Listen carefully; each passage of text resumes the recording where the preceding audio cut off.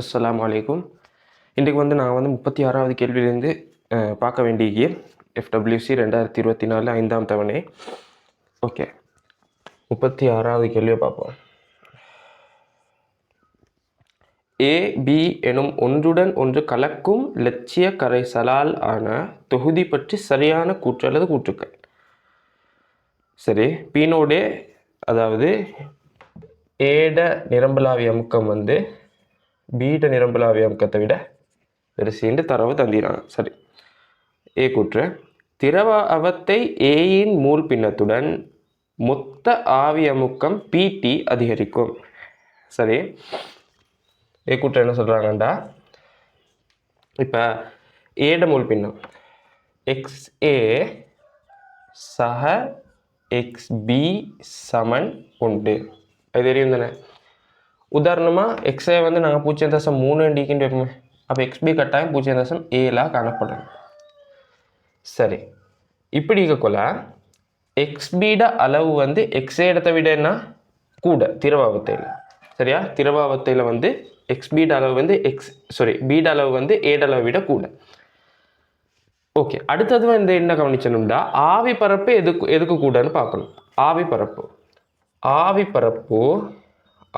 பரப்பு அதாவது ஒரு திரவ அவத்தையிலிருந்து எந்த திரவத்தால் கூடிய அளவு வாயு அவத்தைக்கு பதார்த்தத்தை கொண்டு போகுது அப்படின்னு பார்க்குறது. அப்போ ஆவி பரப்பு எது கூடண்டா, நிரம்பலாவி அமுக்கம் எது கூட, ஏக்கு கூட.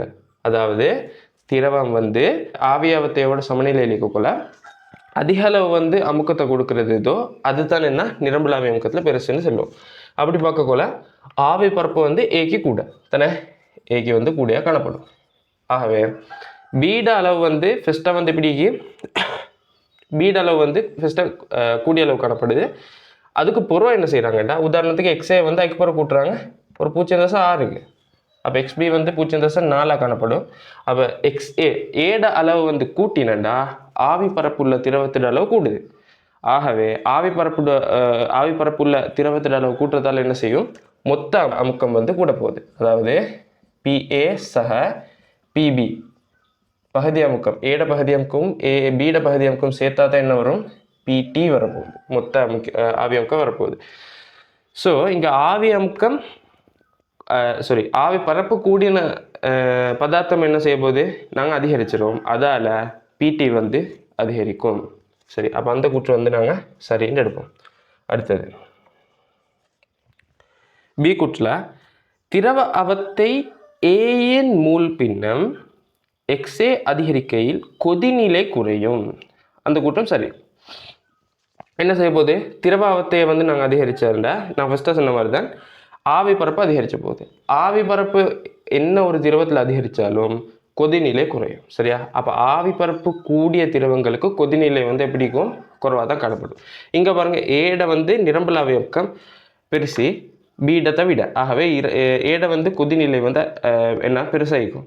அதே மாதிரி தான் இங்கே ஆவி பரப்பு கூட்டுறதால இங்கே திரவத்தில் என்ன செய்யும், கொதிநிலை குறைய போகுது. அப்போ அந்த கூற்று நாங்கள் சரின்னு எடுப்போம். சரி, திரவ அவத்தையில் XB அதிகரிக்கும் போது மொத்த ஆவி அமுக்கம் கூடும். இல்லை, அந்த கூற்று நாங்கள் பிள்ளைன்னு எடுப்போம். ஏன் XB குறைஞ்சண்டா என்ன செய்யும், XB நாங்கள் அதிகரிச்சிடும். XB அதிகரிச்சும் XB கூடினா, அதாவது திரவ அவத்தையில் பீட அளவை கூட்டினண்டா ஆவி பரப்புள்ள திரவத்தை நாங்கள் குறைச்சிடுவோம் இல்லையா. அப்படின்டா இப்போ பிக்கு எப்படி ஆவி பரப்பு குறவு, பிக்கு ஆவி பரப்பு குறவு. அதாவது வாயு நிலைக்கு வாயு செலுத்துகிற அளவு குறவு. ஆனால் ஏக்கு கூட. ஆனால் ஏக்கு கூடிய இருந்தாலும் நாங்கள் ஏ குறைச்சிடும். பியை கூட்டுறன்ற அர்த்தம் என்ன, ஏ குறைச்சிடன்ற அர்த்தம். சரியா, அப்போ பியை கூட்டி ஏ குறைச்சிடும். அப்போ ஆவி பரப்பு உள்ள திரவத்தை குறைச்சிட்டு ஆவி பரப்பு குறைஞ்ச திரவத்தை என்ன செய்கிறோம், கூட்டுறோம். அதால் மொத்த அமுக்கம் குறைய போகுது. ஸோ அந்த கூற்றை நாங்கள் பிள்ளைண்டு எடுப்போம். அடுத்தது மீள மீள காய்ச்சி வடிக்கையில் தூய பியை பெறலாம். அந்த கூற்றும் பிள்ளை. ஆவி பரப்பு கூடின திரவத்தை தான் நாங்கள் கொதிச்ச வச்சக்குள்ள மீள மீள காய்ச்சி வடிச்சத்துல என்ன நடக்கிறேன்டா, இப்போ காய்ச்சி வடிச்சிட கோபுரத்தில் ஏயும் பிக்கும் பியும் மிக்கும். சரியா, இங்கே அப்படியே போகிற போகுது. சரியா? ஓகே, இதில் இது வந்து லிபிக்கின் ஒடுக்கின்றோம். இதில் வந்து கொதிக்க வச்சக்குள்ள ஃபஸ்ட்டாக வந்து என்ன செய்யும், ஆவி பரப்புடைய கூறு, அதாவது கொதிநிலை குறைஞ்ச கூறு தான் என்ன செய்யும், மேலே போக போகுது ஃபஸ்ட்டாக. அப்போ மேலே போய்த்து என்ன இந்த புனலுக்குள்ளால போய்த்து இங்கே வந்து நீர் காணப்படும், அதால் குளிர செஞ்சு அங்கே வந்து அப்படியே தீவிரமாக குளிர வச்ச பட போகுது. எது என்ற கூறு. பி வந்து ஃபஸ்ட்டாகவே கொதிச்சாது. ஆகவே நாங்கள் வந்து ஒரு குறிப்பிட்ட கொதிநிலை ஏட கொதிநிலை வரைக்கும் நாங்கள் வந்து வெப்பத்தை வழங்கிட்டு அதுக்கப்புறம் மறுக்கணும் குளிர செய்வோம். அப்போ வந்து மறுக்கணும் குளிரும், மறுக்கணும் கொதிச்ச வச்சக்கொள்ள ஏல இன்னொரு பங்கு வந்து வீத்து குளிர செஞ்சு மறுக்கணும் திரவமாக வரும். அப்படி நாங்கள் வந்து தூய ஏயை தான் இங்கனே பெறுவோம். சரியா? தூய ஏயை தான் இங்கனே பெறுவோம். லாஸ்ட்டுக்கு வந்து இந்த இடத்துல வந்து எப்படி இருக்குண்டா சிறிதளவு ஏயும் பியும் காணப்படும். சரியா? அப்போ இந்த இடத்துல வந்து சிறிதளவு கொஞ்சம் வந்து ஏயும் காணப்படும், பி வந்து முற்றாக காணப்படும். இங்கே வந்து தூய ஏயை வந்து பெறலாம். ஓகே, அப்போ அப்படி பார்த்தோன்னா தூய பியை வந்து பெறலாம், தூய ஏயை தான் பெறலாம். ஸோ அந்த கூற்றை வந்து நாங்கள் பிளான்ட்டு எடுப்போம். ஆகவே இதுக்கு வந்து ஏயும் பியும் சரின்றதால ஃபர்ஸ்ட் ஆன்சர். ஓகே, 37வது கேள்வி பார்ப்போம். பின்வரும் கூற்றுக்கள் எது அல்லது எவை தவறானது அப்படின்னு கேட்குறாங்க. தவறானது. ஓகே, அப்போ ஏல 3D மூலகங்களில் ஸ்கெண்டியம் தொடக்கம் கோபால்ட் வரை அணு ஆரை குறையும். சரி, அணு ஆரை 3D பிளாக்ல வந்து அணு ஆரை எப்படி வரும்டா scandium, titanium, vanadium, chromium, manganese, iron, cobalt, nickel. அடுத்தது இதுக்கு நேராக காப்பர் வரும், டைட்டானிக்கும் வனடியத்துக்கும் இடையில் ஜிங்க் வரப்போகுது. சரியா? ஓகே, அப்படி வரதால ஸ்கெண்டியம் தொடக்கம் கோபால்ட் வரை அணு அறை குறையும்ன்றது சரியான ஆன்சராக வரும். அடுத்தது பியில் மின்னெதிர்த்தன்மை அயன், கோபால்ட், நிக்கல், காப்பர் என்பவற்றிலும் ZNக்கு குறைவாகும். அது எப்படி வரும்டா மின்னெதிர்த்தன்மை எப்படின்டா scandium, titanium, vanadium, chromium, manganese, iron, cobalt, nickel, copper, zinc இப்படி வரப்போகுது. ஸோ இங்கே வந்து அயன் இந்த நாளையும் விட ZNக்கு குறைவுன்றது சரியான ஆன்சர். அடுத்தது சி கூற்றை பார்ப்போம். மூன்றாம் அயனாக்க சக்தி ZNனை விட செப்புக்கு கூடன்னு சொல்லி. சரி, இப்போ இங்கே வந்து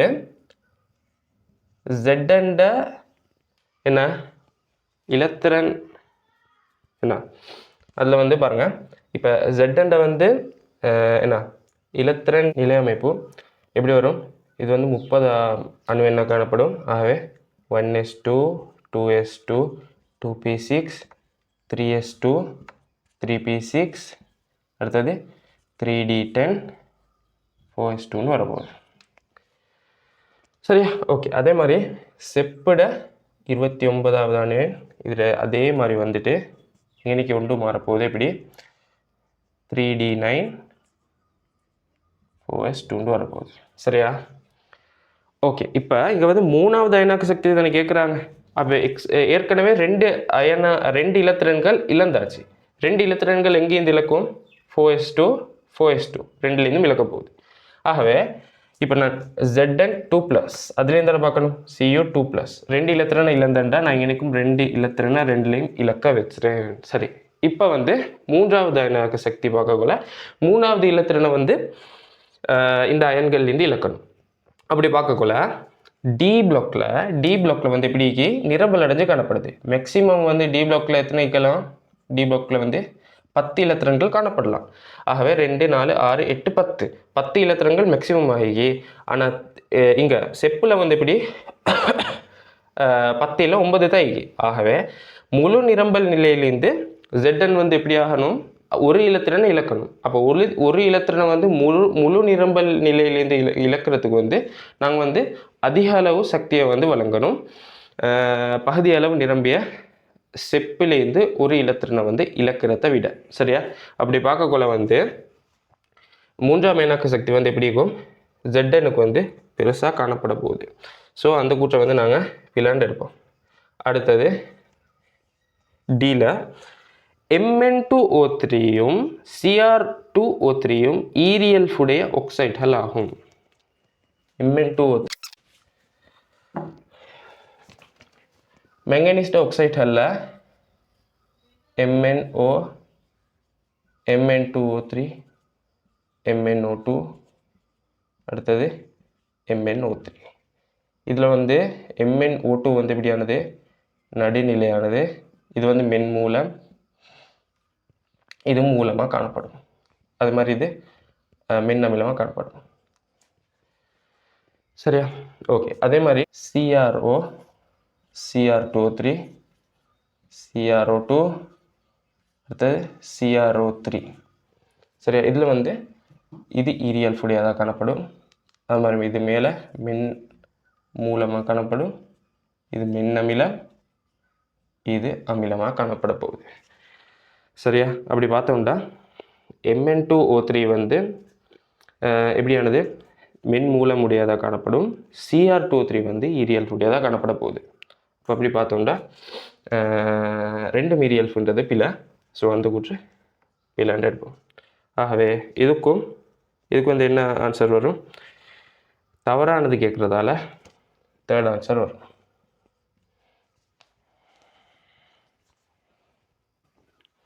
ஓகே. 38வது கேள்வி. அலசன்கள் தொடர்பான பின்வரும் கூற்றுக்களில் சரியானது எது அல்லது எவைன்னு கேட்குறாங்க. சரியா? இல்லை ஏ கூற்று பிணைப்பு பிரிகை சக்தி, அதாவது பிணைப்பு சக்தி வந்து F2க்கு Cl2வை விட குறைவு என்று சொல்கிறாங்க. சரி, அது எப்படின்னு பார்ப்போம். பிணைப்பு சக்தி வந்து வளமையா, அதாவது பிணைப்பு சக்தின்றது வந்து அந்த F2 ரெண்டு F மூலக்கூறுகளுக்கு இடையில் உள்ள பிணைப்பை வந்து உடைச்சிறதுக்கு கொடுக்க வேண்டிய சக்தி, அதுதான் சொல்லுவோம் பிணைப்பு பிரிகை சக்தின்னு. சரி, அப்போ அப்படி பார்க்கக்குள்ள வளமையா கூட்டம் வழி அலசன்களில் வந்து கூட்டம் வழியே என்ன செய்யும்? அணுக்களோட பருமன் வந்து அதிகரிச்சும், ஆகவே பிணைப்புகளோட நீளமும் அதிகரிச்ச போகுது. சரியா? அப்போ எஃப்பை விட ஃப்ளோரினை விட குளோரினுக்கு வந்து அணு பெருசி, அதை விட புரோமினுக்கு பெருசி, அதை விட அயனுக்கு பெருசி. அப்போ அயன்களுக்கு இடையில் உள்ள, அதாவது அணுக்களுக்கு இடையில் உள்ள பிணைப்புகளோட நீளமும் அதிகரிச்சும், பிணைப்போட நீளம் அதிகரிச்சதால பிணைப்பு பிரிகை சக்தி வந்து குறையும். சரியா? அது வந்து வலிமையாக நடக்குது. ஆனால் இங்கே வந்து என்ன நடக்கும்டா, இந்த அலசன்களில் வந்து கொஞ்சம் வித்தியாசமாக நடக்க போகுது. அலசன்களில் வந்து என்ன நடக்கும்டா, பிணைப்பு சக்தி வந்து Cl2 Br2க்கு அதை விட குறையும், அதுக்கு பிறகு தான் F2 வரும், அதுக்கு பிறகு I2 வரப்போகுது. சரியா? இப்படி ஃப்ளோரினுக்கு வந்து நீங்கள் நினச்சலாம், ஃப்ளோரினுக்கு வந்து அணுக்கள் வந்து ஆக சின்னது, ஆகவே அதில் பிணைப்பு நீளமும் வந்து குறைவாக காணப்படும், ஆகவே அதுக்கு வந்து கூடிய அளவு சக்தி வந்து கொடுக்கணும் அதை உடைச்சிறதுக்கு அப்படின்னு நினைக்கலாம். ஆனால் ஏன் இன்னைக்கு வந்து குறையுதுண்டா, ஃப்ளோரினில் வந்து உள்ள தனிச்சோடி இலத்திரன்கள் காணப்படுது தானே. தனிச்சோடி இலத்திரன்கள் ஒரு ஃப்ளோரினில் 3 காணப்படுது. அப்போ அந்த 3ம் வந்து அதில் தள்ளிகை காரணமாக ஃப்ளோரினுக்கு வந்து புரோமினை விட பிணைப்பு பிரிகை சக்தி வந்து குறைவாக காணப்படும். சரியா? தனிச்சோடி இலத்திரன்கள் தள்ளிகை காரணமாக தான் அதில் பிணைப்பு பிரிகை சக்தி வந்து குறைவாகுது. சரி, அப்போ அந்த கூற்றை வந்து நாங்கள் வந்து சரின்னு எடுப்போம். சரியா? ஓகே. அடுத்தது F2 ஆனது நீருடன் ஒட்சியேற்றாக தொழிற்பட்டு O2 வாயுவை வெளியேற்றும். F2 வந்து ஓகே, F2 வந்து நீரோட தாக்கம் அடைஞ்சண்டா, F2 நீரோட தாக்கினண்டா HFும் அதோட O2வும் வரப்போகுது. சரியா? இதே மாதிரி நீரை வந்து ஒட்சியேற்ற ஆற்றல் வந்து ஃப்ளோரினுக்கு மட்டும்தான் காணப்படும். ஒட்சியேற்றும் வலிமை வந்து குளோரினை விட ஃப்ளோரினுக்கு வந்து அதிகமாக காணப்பட போகுது. சரியா? அப்போ ஒட்சியேற்ற வலிமை, நீரை வந்து ஒட்சியேற்ற வலிமை வந்து ஃப்ளோரினுக்கு மட்டும்தான் காணப்படும். சரியா? அப்போ இங்கே -2லேருந்து 0க்கு போகுது. அப்போ அடுத்தது ஓகே, அப்போ இன்னைக்கு 2 4 4 4 வரும். சரியா? சரி, 2 2 வரும். ஓகே. அடுத்தது அப்போ அடுத்த சி கூற்று வரும். இந்த ஒட்சியேற்றத்தை O2 வாயுவை வெளியேற்றும், அந்த கூற்று சரிதானே? அடுத்தது Cl2 நீரோட கரையும் போது இருவழி விகாரம் அடையும் அப்படின்னு சொல்லி அந்த கூற்றை பார்ப்போம்.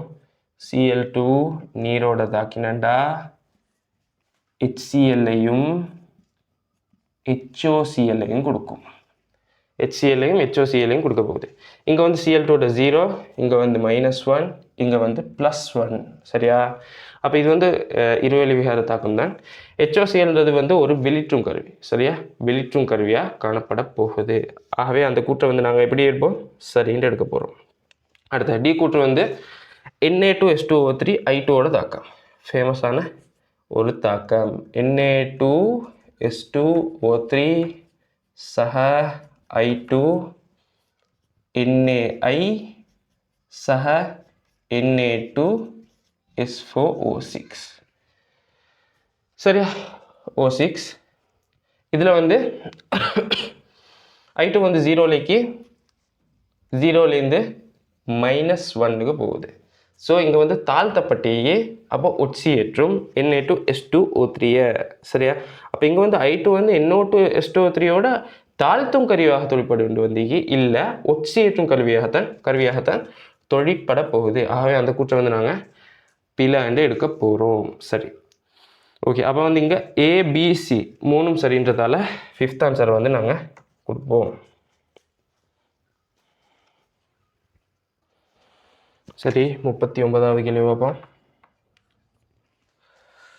பின்வரும் வெப்ப ரசாயன செயல்முறைகளில் சரியானதை கேட்குறாங்க. அதில் ஃபர்ஸ்ட் தந்திகை NaClஇன் சாலக பிரிகை வெப்ப உள்ளுறை மாற்றம். NaCl சாலக பிரிகை வெப்ப உள்ளுறை மாற்றம். இப்போ சாலக பிரிகை வெப்ப உள்ளுறை மாற்றம்டா ஒரு மூல் என்ன அயன் சேர்வை உண்டு. அயன் சேர்வையோட ஒரு மூல் வந்து முற்றாக பிரிகை அடைந்து கற்றையனாகவும் அந்நியனாகவும் மாறுற என்ன தாக்கத்துக்கு தேவைப்படுற வெப்ப உள்ளுரைக்கு தான் சொல்லுவோம். என்ன சாலக பிரிகை வெப்ப உள்ளுரை மாற்றம் உண்டு. சரியா? அப்படி பார்க்கக்குள்ள ஒரு மூல் அயன் சேர்வை உண்டு பிரிகை அடைஞ்சு வாயு நிலையில் உள்ள கற்றையனாகவும் அந்நியனாகவும் மாறுறதுக்கு தேவைப்படுற வெப்பநிலைக்கு தான் சொல்லுவோம். என்ன சாலக பிரிகை வெப்ப உள்ளுரை மாற்றம் உண்டு. அப்படி பார்க்கக்குள்ள இங்கே தந்திரான் NaCl solid, Na plus gas சக Cl மைனஸ் கேஸ்டு. சரியா? அப்போ ஒரு மூல் திண்ம நிலையில் உள்ள அயன் சேர்வை. அப்படி பார்க்கக்குள்ள ஏ கூற்றை வந்து நாங்கள் சரின்னு எடுப்போம். அடுத்தது பி கூற்று எஜ்ஜியின் அணு ஆதல் வெப்ப உள்ளுரை. எஜ்ஜியின் அணு ஆதல் வெப்ப உள்ளுரையில் வந்து இங்கே பார்க்கக்குள்ள சரி மாதிரி இருக்கும். ஆனால் இங்கே வந்து நாங்கள் போடக்குள்ள இங்கே உண்மையான ஸ்டேட்லேருந்து தான் வாயு நிலைக்கு மாறுறக்குள்ள ஏற்படுற வெப்ப உள்ளுரையை பார்ப்போம். சரியா? உதாரணமாக இங்கே பாருங்கள், இப்போ கால்சியம் சொலிட்லேருந்து கால்சியம் கேஸுக்கு மாறக்குள்ள வாரது அணுவாதல் வெப்ப உள்ளுரை மாற்றமாக வரும். அதே மாதிரி இங்கே ரசம் தந்திரத்தால் எஜ்ஜி லிக்விட்லேருந்து எஜ்ஜி கேஸுக்கு போக்குள்ள ஏற்படுற வெப்ப உள்ளுரை மாற்றம் அதுதான் என்ன அணுவாதலாக காணப்படும். ஆகவே இங்கே வந்து சொலிடில் தந்திரான். ஆகவே அந்த கூற்றை வந்து நாங்கள் பிலாண்டு எடுப்போம். அடுத்தது சி கூற்று H2 கேஸின் பிணைப்பு கூட்டப்பிரிகை வெப்ப உள்ளுரை. சரியா? அதில் வந்து பிணைப்பு கூட்டப்பிரிகையில் வந்து ஒரு மூல் வாயு நிலையில் உள்ள சேர்வை ஒன்று கூட்டப்பிரிகை அடைஞ்சு வாயு நிலையில் உள்ள அணுக்களாக மாறக்குள்ள ஏற்பட்ட வெப்ப உள்ளுரைக்கு தான் நாங்கள் என்ன சொல்லுவோம்? பிணைப்பு கூட்டப்பிரிகை. ஆகவே ஒரு மூல் H2 பிரிகை அடைஞ்சு பேத்திக்கணும். சரியாக பார்த்து எப்படி வந்திக்கணும்? அப்போ H2 கேஸ் 2 H கேஸாக மாறிக்கணும். சரியா? O2 கேஸ் 2 O கேஸாக மாறக்குள்ள ஏற்படுறதுக்கு தான் என்ன சொல்லுவோம்? பிணைப்பு பிரிகை வெப்ப உள்ளுரை, பிணைப்பு கூட்டப்பிரிகை வெப்ப உள்ளுரைன்னு சொல்லுவோம். சரியா? அப்போ இங்கே வந்து ஒரு மூலையில் அரை மூல் தந்திரத்தால் அதை பிலாண்டு எடுப்போம். அடுத்த டி. டியில் Na+ நீரேற்றல் வெப்ப உள்ளுரை. சரியா? Na+ ஒரு மூல் அயன் சேர்வை இல்லாட்டி ஒரு மூல் சேர்வை உண்டு, வாயு நிலையில் உள்ள சேர்வை உண்டு நீரேற்றப்பட்டு கரைசல் நிலைக்கு போகிறதுக்கு தான் நாங்கள் என்ன சொல்லுவோம்? நீரேற்றல் வெப்ப உள்ளுரைண்டு. ஆகவே இங்கே வந்து சரியாக தந்திரான். எப்படி தந்திரா? Na+ கேஸ் நீரேற்றப்பட்டு Na+ எக்வஸாக மாறுது. ஸோ அந்த கூற்றை வந்து நாங்கள் சரின்னு எடுக்க போகிறோம். ஆகவே இன்னைக்கு AD சரி, 4th ஆன்சர்.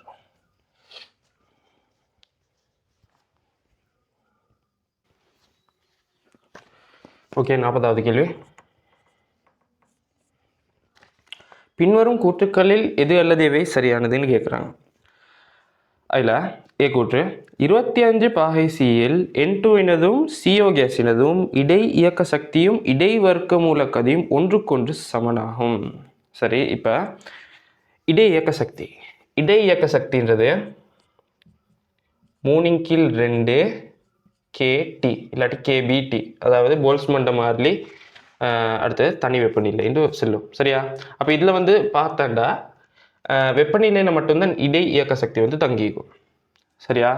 ஓகே, அடுத்தது வந்து இடை வர்க்க மூலக்கதி தானே, இடை வர்க்க மூலக்கதி 3RT/m காணப்பட போகுது.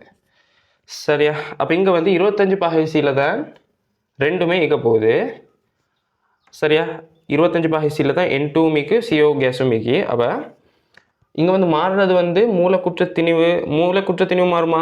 இங்கே N2 வந்து மூலக்குற்ற திணிவு எத்தனை 28. அதேமாதிரி கார்பன் மொனாக்சைடு கார்பன் 12 ஆக்சிஜன் 16, ஆகவே அதுவும் 28 காணப்பட போகுது. சார், ஆகவே இங்கே மூலக்கூற்று திணிவு மாறல, வெப்பநிலையும் மாறல, ஆகவே ரெண்டுக்கும் இடை வர்க்க மூலக்கதி சமனாயிருக்கும்.